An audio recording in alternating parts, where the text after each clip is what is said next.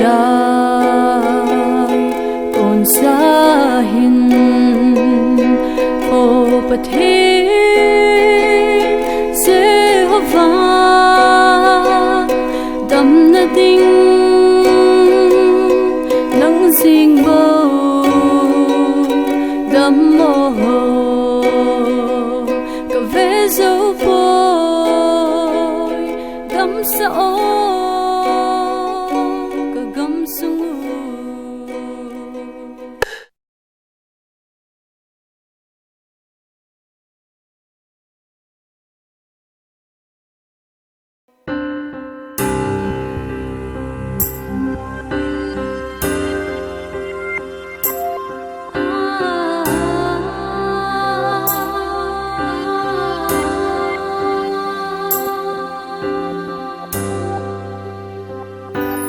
Kagamu dam sa o ngay ludai kon sahin bo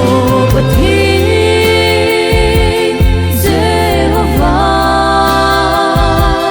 dam na ding nang sing bo dam mo ka ve zo voi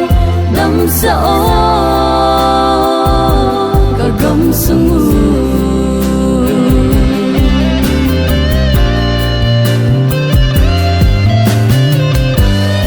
in na thu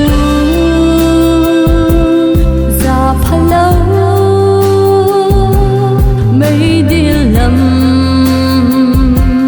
zon atam vo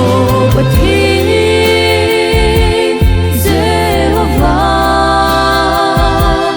dam na ding